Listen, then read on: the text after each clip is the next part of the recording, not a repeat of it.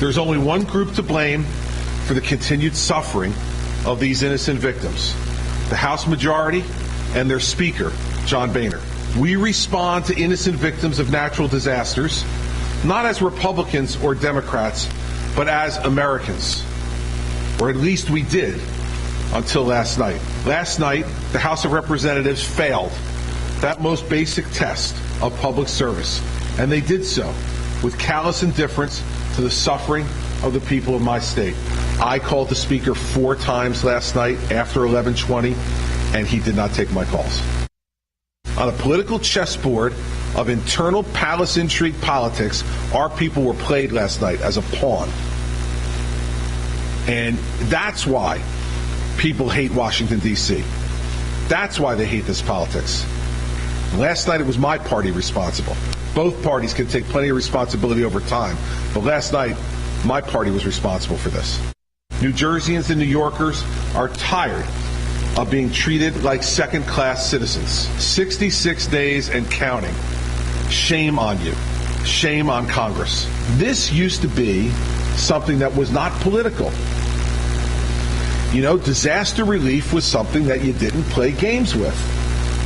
But now in this current atmosphere, everything is the subject of one-upsmanship. Everything is a possibility, a potential piece of bait for the political game. And it's just, it is why the American people hate Congress. Wow.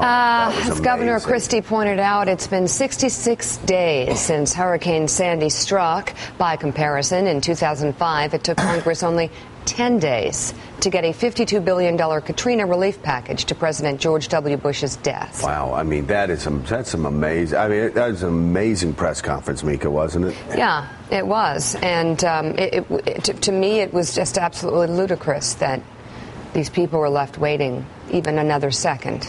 I don't understand it, so I don't blame them. It was easy. I mean, it's obviously an outrage on the substance, and I don't mean in any way to denigrate Chris Christie's obviously heartfelt views about this, but man, as a political matter, John Boehner's Christmas present to Chris Christie is this thing. Oh my this gosh. is, you know, every moment, Joe, you were just saying when we were off air, you know, every moment that Christie was speaking, his approval rating was going up in New Jersey a point every 60 seconds. And by the way, he started at 72%. Yes, there's not much further for him to go. And nationally, I mean, again, you know, Chris Christie, 2016, it's not a bad place to be in opposition to a congressional Republican Party. I'm saying even within the Republican Party, a congressional Republican Party that is crumbling. That's at 9%. That's extreme. Crumbling in the eyes of the public in general, and even in the eyes of the conservative base for the reasons we've been talking about.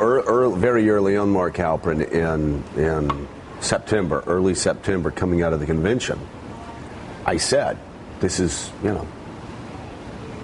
big trouble for Mitt Romney. I'll just say, nobody else had said it. I could just tell he was in big trouble. And some other people followed after that. I remember in 2005 telling a friend, don't run for Congress in 2006. It's going to be a bad year for Republicans. He laughed. He goes, it's a little early, isn't it? I said, no, it's just up to me. Don't run. He didn't listen to me. He got 31%. I will tell you, the seeds are being planted right now for the destruction of the House Republican majority. Yes. They're being planted. We haven't even talked about guns. They are sworn in today. We haven't even talked about Sandy Hook. We haven't talked about... Think about that. ...being wrapped as the party of Wayne LaPierre instead of the party of Ronald Reagan. The extremism that is going to be wrapped around this party. The men and women being sworn in today, start behind the 8 ball. They are already on their way to making Nancy Pelosi the next Speaker of the House.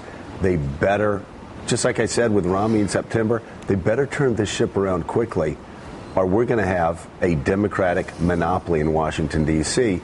on January the 4th, 2015. as we say in TV, Joe. That's exactly right, Joe. I mean, it's possible it's possible that they can turn it around. But if you're talking about leadership within Congress, well, of course they can turn it around. Leadership within Congress, or a governor, or someone who's thinking of running for president in 2016, it is easy politically to kick the Republican Congress. Easy shots like Chris Christie took, but there's also a substantive case to make, and you can elevate yourself so high, sky high, if you're Bobby Jindal or Chris Christie or Jeb Bush or anybody else who wants to critique the party, not taking a gratuitous shot, but just saying, here's what's wrong with my party now. They are the answer to your column, Crazy Doesn't Win, but there's still these elements of crazy.